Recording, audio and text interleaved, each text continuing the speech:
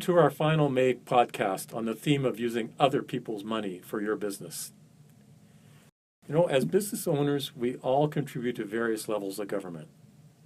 How would you like to learn how to get some of that money back, and perhaps even more? I don't mean through your tax returns.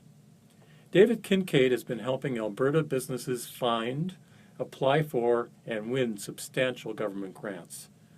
David grew up in my home province of New Brunswick. Like me, he's now a proud Albertan. Hello, David. Hi. Thanks for having me on. Great. And David, let's start with the story about how you went from leaving New Brunswick with a political science degree to how you found your calling helping businesses find and win government grants.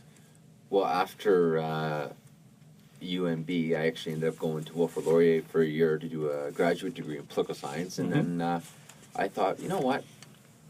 Becoming a professor seemed like a logical thing. And I thought, I'm going to get some practical experience. So my sister lived in Edmonton. So in 2003, I moved out here and ended up getting a job at the legislature.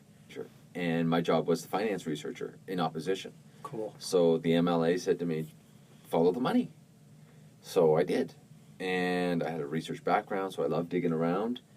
And I just found droves and droves and droves of money for nonprofits. And then, to my surprise back then, I was like, wow, for-profit companies can get government grants and don't pay anything back.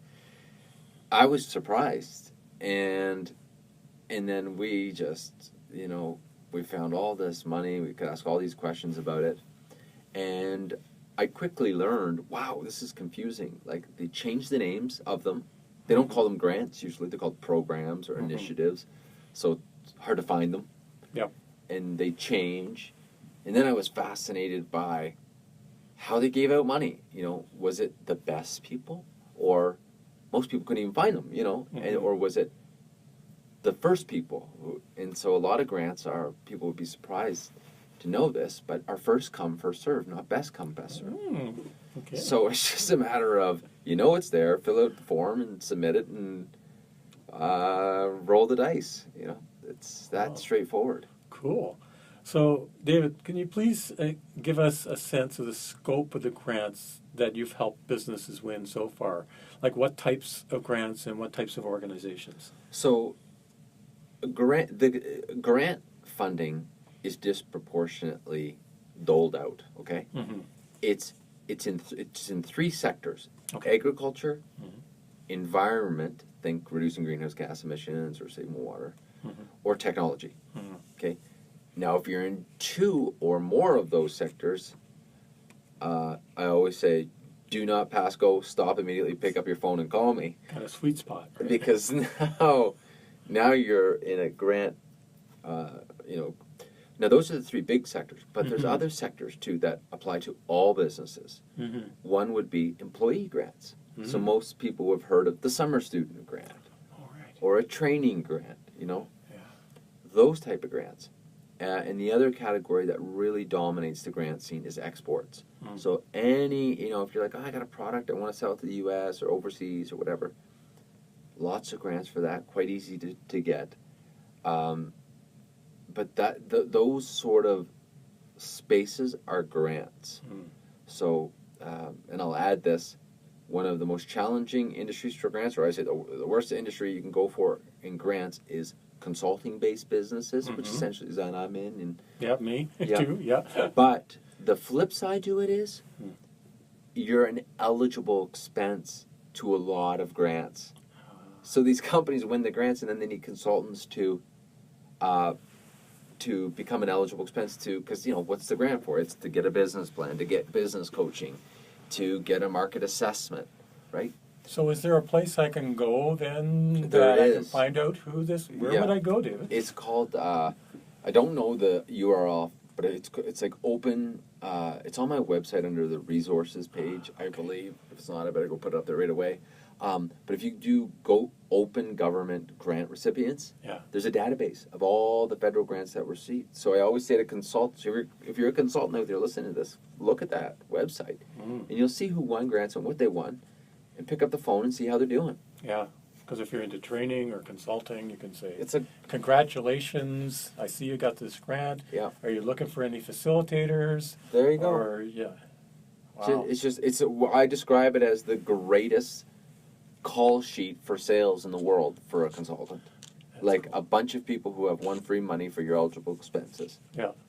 Like, what could be better than that? And if part of the grant that they won, they have to build some infrastructure, if you're into trades or whatever, Exactly. you might get in, hey, I'm a framer, or I'm an electrician, that's a side of grants a lot of people don't think about. A lot of people don't think about it, and it's something, I always tell people when I talk to them. Cool. Yeah. So what are some of the biggest misconceptions you've found in terms of businesses trying to win grants?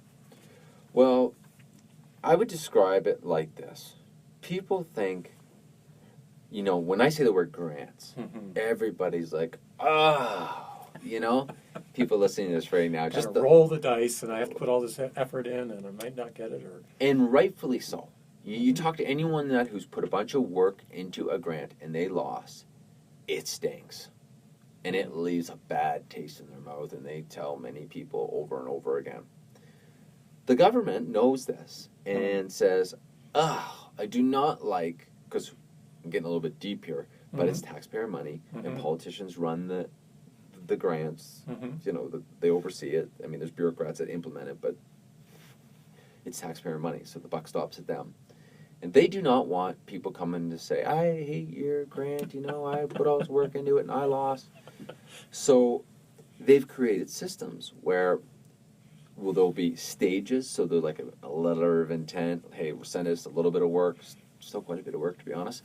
But what I always recommend to people do is, once you've found the grant, call them. So that way, and I've got a blog on my website called 6 Questions to Ask a Grant Agency Before You Write. It's, am I eligible? Is there money still available? What's the deadline? These basic questions that address these, what we could call misconceptions or fears or tripwires or grant traps. You want to know before you put all this work in. So pick up the phone and call them. That's my biggest advice. Read that blog, and that'll keep you safe. So you've got a track record of helping medium to larger organizations win millions of dollars in grants. But now you're refocusing a bit, and you've got these Masterclasses. Can you tell me a bit about what's going on there? Yeah, well, what's happened over the years of writing grants, like most of my clients that I write for are well-established companies with 7 figures of revenue. But I kept getting calls from nonprofit organizations and other businesses about grants, because there's a lot of grants out there that are for them. But they can't afford my writing services or training one-on-one. It's just so I decided to create 2 new products that are available for the mass market. One is Grants 101 webinar. So a lot of people come into grants like, I don't know what's going on, just like I don't know where it is. So I give a 1-hour webinar where I teach Grants 101, show them, here are the grants in agriculture, and here's where you look. Here are the grants in technology, here are the top 5 grants, here's where you got to keep looking. And I do this for startups, I do it for all these consultants, and I've got that link on that, whatever it is, open government grants, you'll find it. And I go and teach this, and that's $200, right? Yeah. Wow. The second part is a day long, and I'm doing my first one June 20th at Microbusiness, actually in Edmonton. Excellent. And it's $250, but it's for the day. Because the real pain point in grants is, okay, well, I found this grant. Now, dreaded, I've got to write it. And so in the morning, I teach Government 101 in grants, because you need to know your MLA and MP and stuff, so I teach that. Then we teach the top 5 or top 10 business writing mistakes I see, because a lot of people, if we can just correct a couple of things, they can improve it. In the afternoon, we're writing a draft master grant application. Cool. Yeah, for them it's great. Yeah. Because most companies, especially in the grants, can apply to more than one grant or apply for the same one year over year. So now we've got a world where, or I've got a business where for less than $500, someone can go from I know nothing about grants to holy smokes, I found my grants. I've got a draft grant application, supervised by a pro, and now I'm in the grant game. Like prior to that, it was like a lot of money, or a lot of pain to get into the grant game. But now, for less than $500, anyone can get in, and it's kind of cool, right? Yeah. Yeah, well, and you know, as you know, I've been to your webpage, I've been to your Facebook page, I found lots of useful information. I look forward to seeing your Tuesday tips that you put up there every Tuesday. Yeah. And we're both not only graduates of UMB, we're both graduates That's of micro right. business as well. Which is one of the greatest grants for people out there. I know the economy's kind of up and down, but maybe more down lately than up, but it's coming back. But micro business has self-employment training. So someone out there is listening to this and you've got recently laid off and you want to start a business. Or you know somebody who has. Or you know someone else. It's one of the best government-funded programs out there. Absolutely. Right? I mean, you get your job, you get a business plan, you get coaching. Yeah. It's just like epic, right? Yeah. So, I mean, I always say, you know, I hear from some of my customers, you know, there's so many resources out there, but it's just a headache and time-consuming. And having somebody help them navigate. Yeah. And you and I are both in that business. And David, I really enjoyed this conversation with you. I always learn something new when I am talking to you. And my sources at micro businesses, $500 course even includes lunch. So. Oh yeah, we're giving lunch away too. Actually, and if you're a micro business alumni, because we're doing it there, they even get a discount. Oh, wow. So talk to Deb about that, and there's even a special offer. So it's going to be less than $250 for the So in the visuals to this podcast, I'm going to put up the contact information to your website. I'm going to put up the information about the micro business location as well.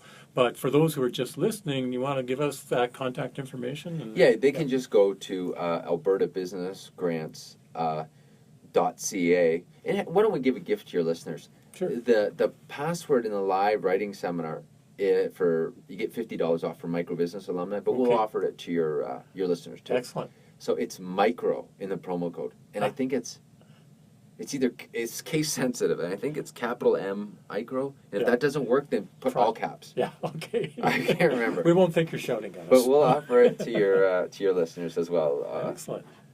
And there's only 15 spots, so. So act right away, yeah. I hope so. Anyway, I hope it fills up, but I'm sure it will. That's great. Well, folks, if you enjoyed the podcast, or if you have any questions about using other people's money, or even if you didn't enjoy the podcast, I'd like to know. But put the comments. We're posting this on various Facebook and LinkedIn, and it's attached to my weekly email. So just send us your comments back, and we'll be really interested in it. And thanks again, David. Yeah, great to be here.